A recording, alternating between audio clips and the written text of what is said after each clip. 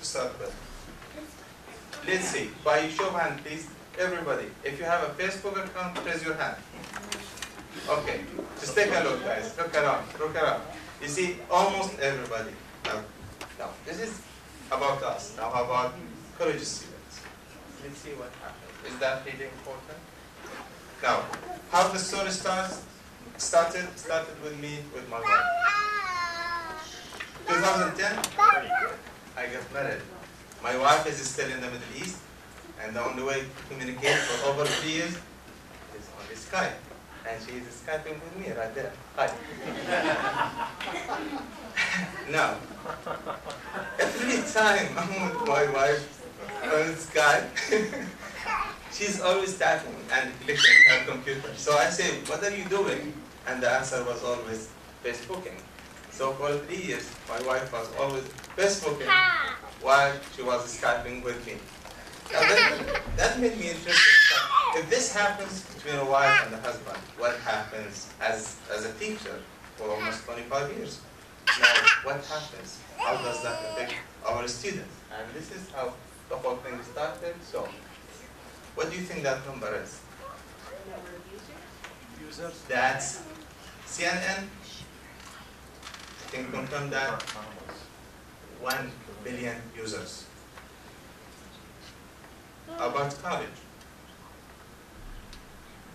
2011, 96% of our students, college students, are on Facebook. Now, I was reading last week, and it seems the number is going over 98% now. So is it important? I think it is. And let me just say one thing. Some of the students I met, like they told me, they spend almost 10 hours a day on Skype or on Facebook. And it's used in class. Now this is really important. Now the question becomes like, what should we do? We started talking about correlation, like about studying like the whole thing of social network. And of course, Facebook is number one now, and that's why we chose Facebook, because if you want to start with all social networks, it's going to be too much for one person to handle, even a group of scientists to do that. So we ended up with only just studying Facebook. And thanks to Dr. Tao, we limited even the variables we're going to study to basically a correlation study and descriptive study. And the reason for that, we could not have a control group. There is non-users of Facebook, almost they are extinct now. So it's very hard to see the difference.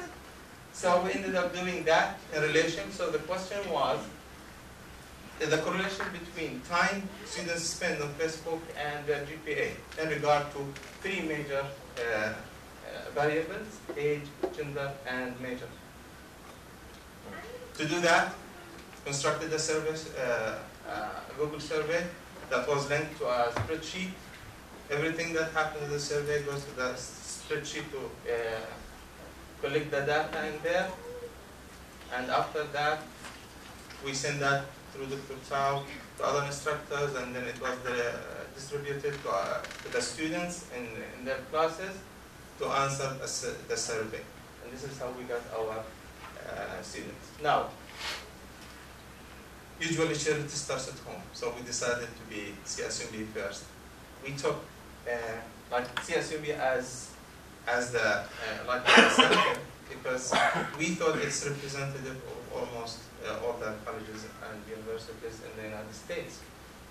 So the sample was, the final sample, we started with 67 answers, responses, but the usable ones were only 53%. Undergraduate, mixed male and female, CSUMB students, age ranges between 18 to over 30. And this is how we ended up with only 53 answers. If you're doing research, it's really tough. Thank you, Dr. Tao. So, collected the data, put the data in SPSS, and for those who don't know SPSS, it's a challenge. Excel, we did like t-tests and correlations between different variables, and then we did the analysis. The question that is in everybody's mind is Facebook bad or good? going through the literature actually, imagine that number, that huge number happened only between 2004 and 2013. So 8 years, that's the number, and still growing, still growing. But how much research was done about that? Not really much. And even that very little was divided. Some would say it's good, some would say it's bad. Now, in our analysis, the final analysis, this is what we fit. These are the results we had. With GPA, there is a very weak correlation between time and GPA. The same goes with age. These are age, GPA and time are the main ones, but we come to age, it's one of the minor ones, but the same goes. It's like different groups. There is some negative, like minus, that means directionality in there. Like the older the student, the age group, the less time they spend on Facebook. But when it comes to gender and major, gender, although the means between males and females, females reported spending more time on Facebook, but that difference did not really indicate any statistical significance between the two groups. The same with major, we divided the school into humanities and sciences. It seems like what we find, students in humanities, they spend more time on Facebook. But that doesn't make much difference, really. Statistically, it's not really significant in the study. Finally, I can say with some hesitance, Facebook is no evil.